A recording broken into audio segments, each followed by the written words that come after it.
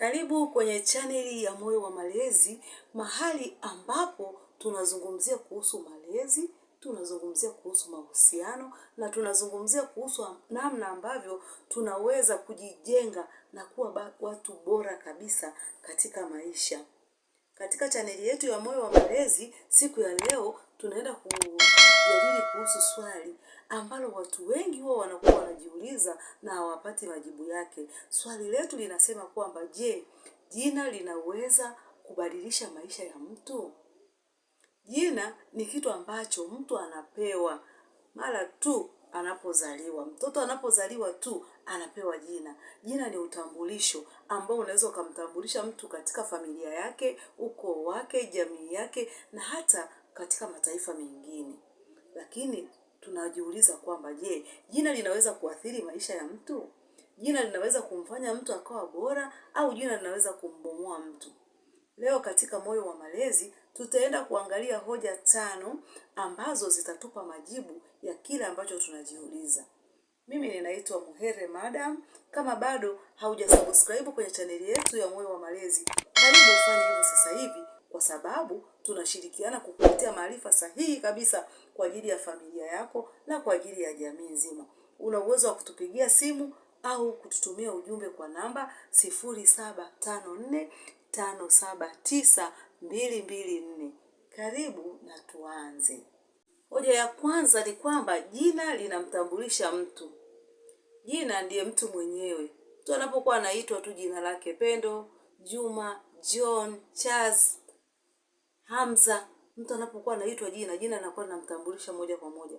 Kama jina lina maana nzuri, linamfanya mtu aonekane wa thamani. Kwa hiyo kwa namna moja ama nyingine, jina linaweza kumfanya maisha ya mtu yakabadilika. Pale ambapo mtu ataona thamani kwenye maisha yake, maana yake kiakili, kifikra anakuwa yuko vizuri. Kwa hiyo jina kwa namna moja ama nyingine linakuwa ni utambulisho. Linamtambulisha mtu kwamba yeye ni nani. Yeye ni kitu kizuri au yeye ni kitu kibaya. Kwa hiyo jina linamtambulisha mtu na kumfanya ajisikie vizuri au ajisikie vibaya. Hoja ya pili, jina linabeba matarajio ya wazazi. Mzazi anapokuwa amemzaa mtoto wake, anakuwa na matarajio. Anakuwa anatarajia mtoto wake aje awe na maisha mazuri.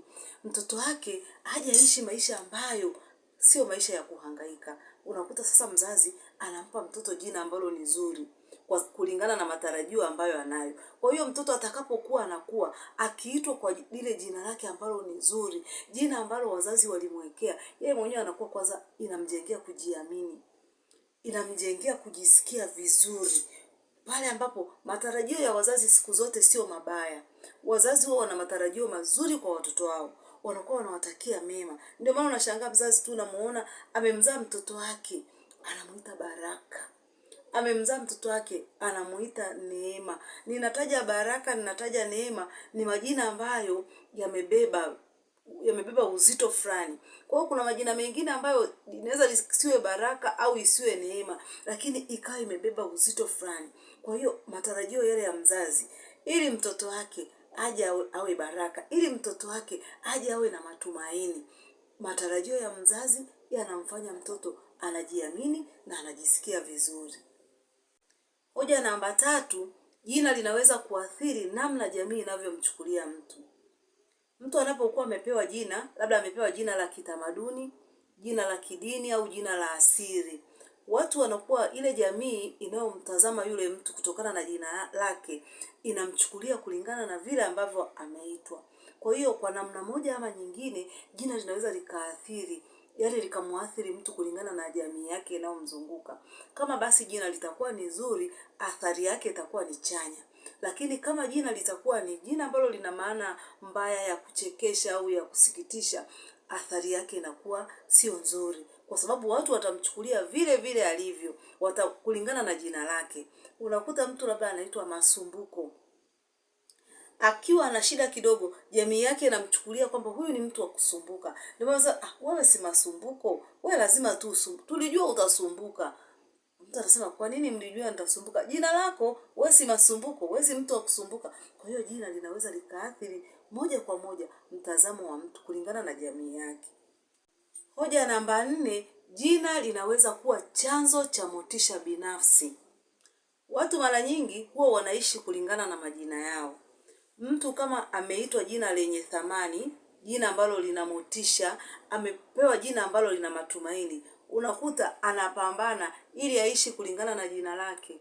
Anataka pia kuionyesha jamii kwamba yeye ni matumaini, ni mtu wa kutumainia, yeye ni mtu wa kutegemewa, yeye ni baraka, yeye ni kitu cha thamani.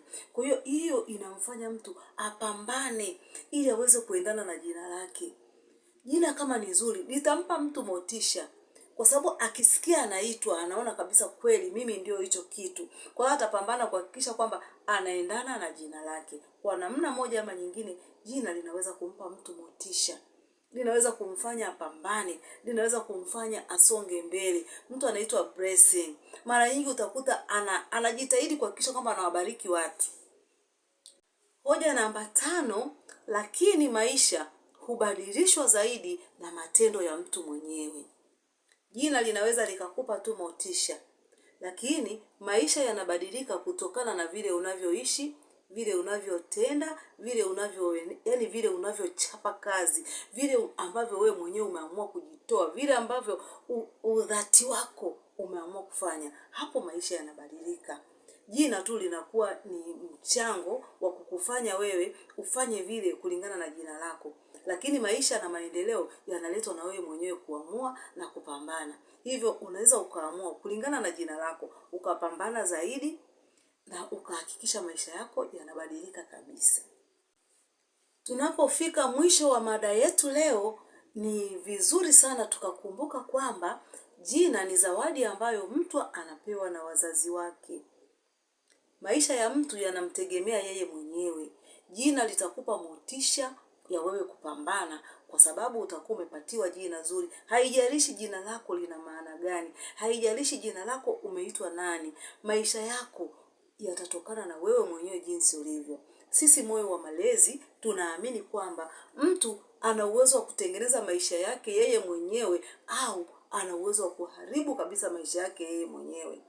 Ni jinsi vile utakavyoenenda, jinsi utakavyoishi, jinsi utakavyopambana, na jinsi utakavyouandaa ufahamu wako na malengo yako ambayo unakuwa umejiwekea kwamba ninataka kuishi vizuri, ninataka kupambana. Bila shaka umejifunza kitu kipya siku ya leo kupitia Moyo wa Malezi.